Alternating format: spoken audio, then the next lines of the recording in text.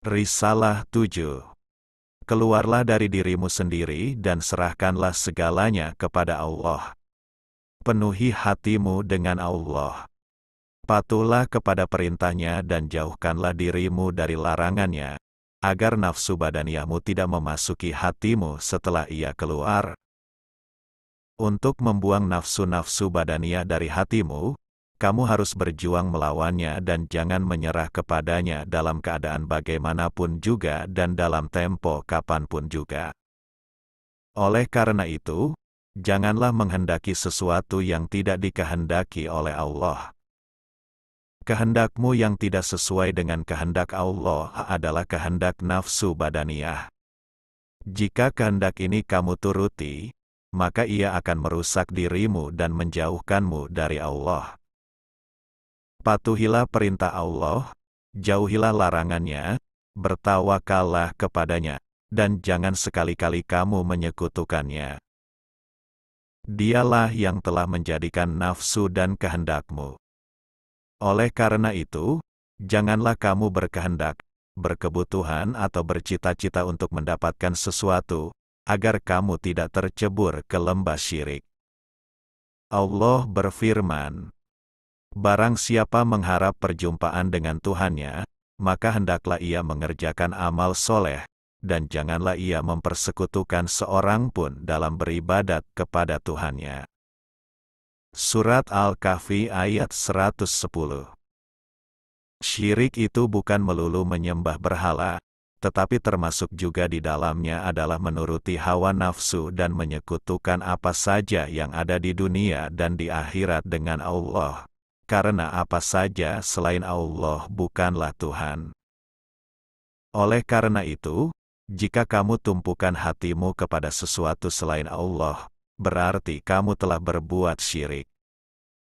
Maka, janganlah kamu menyekutukan Allah dengan jalan apapun juga, baik dengan jalan kasar maupun dengan jalan halus.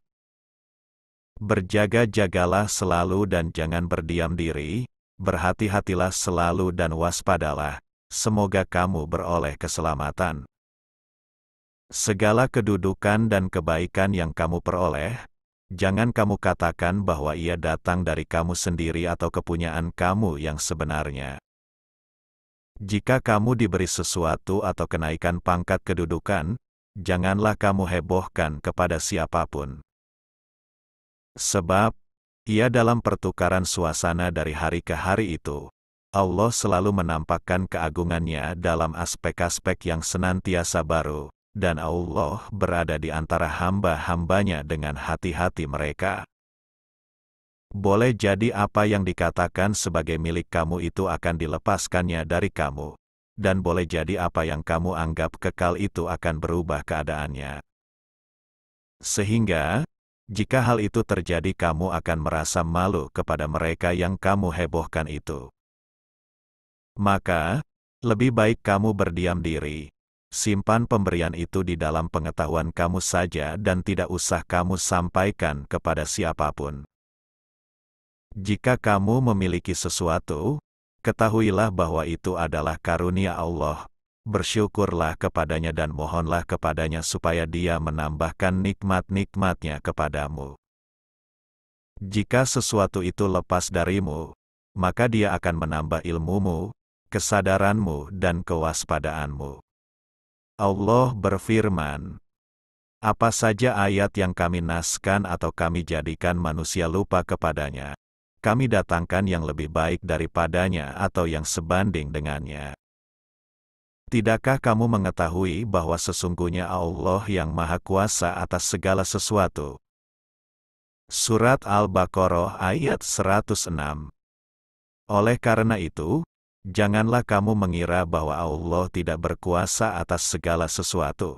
Janganlah kamu menduga bahwa ketentuan dan peraturannya mempunyai kekurangan dan janganlah kamu merasa ragu akan janjinya. Contohlah Nabi besar Muhammad Shallallahu Alaihi Wasallam. Ayat-ayat yang diwahyukan kepadanya dipraktekkan, dibaca di dalam masjid, diambil dan ditukar dengan yang lainnya, dan perhatian Nabi diarahkan kepada wahyu-wahyu yang baru diterimanya yang menggantikan ayat-ayat yang telah lama. Ini terjadi dalam masalah-masalah hukum yang zahir. Berkenaan dengan masalah-masalah kebatinan, ilmu dan kondisi kerohanian yang didapatinya dari Tuhan, beliau senantiasa berkata bahwa hatinya selalu diliputi, dan beliau memohon perlindungan kepada Allah sebanyak 70 kali di dalam satu hari. Juga diceritakan bahwa sebanyak 100 kali dalam sehari Nabi dibawa dari satu keadaan kepada satu keadaan yang lainnya, yang dengan itu beliau dibawa menuju peringkat yang paling dekat kepada Allah. Beliau mengembara ke alam yang maha tinggi sambil diselubungi oleh nur, dari satu peringkat kepada peringkat lainnya yang lebih tinggi. Tiap-tiap beliau menaiki satu peringkat, maka peringkat yang di bawahnya itu tampak gelap jika dibandingkan dengan peringkat yang di atasnya. Semakin tinggi beliau naik, semakin bersinarlah nur Allah meliputi hati sanubarinya.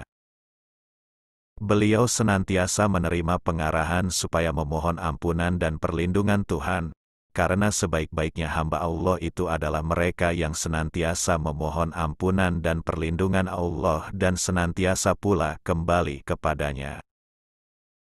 Ini dimaksudkan untuk menyadarkan kita bahwa kita ini mempunyai dosa dan kesalahan yang keduanya terdapat pada hamba-hamba Allah di dalam seluruh aspek kehidupannya.